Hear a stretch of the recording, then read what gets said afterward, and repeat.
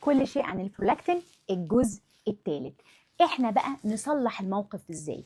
خطة الطب الوظيفي لتقليل البرولاكتين. اول حاجة، هو صوت ايه؟ الجسم بيعلي البرولاكتين علشان يقول لي ايه؟ انت متوتر، قل التوتر، ولا عندك نقص في الفيتامينات فكمية المخ بتاعتك مش مظبوطة فانا بحاول اصلح من عندي، يعني الدوبامين بتاعك قل، ولا عندك عدم توازن هرموني فانا بحاول الم الدنيا من عندي. على اساس كل لغة من دول في بروتوكول مخصوص. خلينا نتكلم على التوتر. هنحاول جدا جدا جدا نظبط النوم، خلاص بقى حاجه مانداتوري. لو تقدر تفصل افصل، لو تقدر تاخد اجازه تغير مكان تبقى حاجه كويسه. موضوع التامل بقى، وانك انت تشد الفيشه وصيام الدوبامين وتبعد عن السوشيال ميديا، هو يبان كلام مستهلك بس هو ده حقيقي جدا. وكل الناس اللي ما بين 20 ل 40 لما بتعمل كده بتفاجئ انه التحليل بيطلع طبيعي.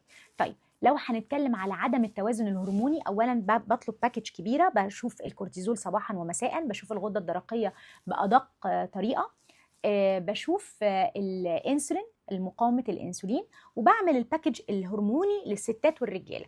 الرجاله بنعمل التستوستيرون والفري والتوتال، وبنعمل الدهيه، والستات بنعمل بقى الاسترادايول والبروجستيرون، بنعمل كل حاجه، والاف اس اتش والال اتش عشان نحاول نفهم صوره متكامله، لانه البرولاكتين هنا بيبقى عامل زي مندوب كده جاي، ايه يا جماعه عندكم ايه الخناقه اللي عندكم؟ هم بينقوه بالمقطع الا تخليص المخلص الا تقطيع هدومه، فهو اللي بيعلى.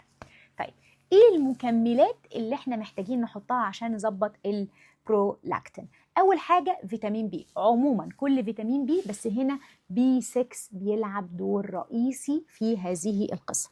الزنك مهم جدا، واحنا اتكلمنا على علاقه الزنك بلخبطه الهرمونات. المغنيسيوم مهم جدا جدا. وازاي نشتغل بقى على الحاجات بتاعه اللي بنسميها ادابتوجينز اللي هي بتقلل التوتر، زي الاشواجندا والراديولا. ولو عندي خلل في الليكي جات او ارتشاح الامعاء، بيبقى عندي البروتوكول الشامل بتاع اصلاح الامعاء. في نهايه الثلاث اجزاء انا بس عايزه اقول لكم انه فرقوا بين حاجتين.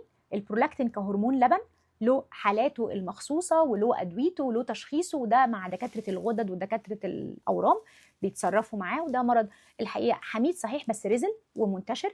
والبرولاكتين كصوت الجسم اللي بيقول لك احنا مش تمام يا صديقي. الرقم بفارق من 20 ل 40، والرقم ده بيقول حاجات كتير قوي، وهو صوت داخلي للجسم لو سمعناه هيوفر علينا معاناة كتير، هيكشف لنا مشاكل كتير بتتكون، وهنهدى وهنحل المشكلة. مش اصلا انا البرولاكتين عالي فناخد على طول الدواء اللي بينزل البرولاكتين واحنا كده ما عملناش حاجة وما فهمناش حاجة من الرسالة. كل شيء عن البرولاكتين او هرمون اللبن، ويعطيكم العافية.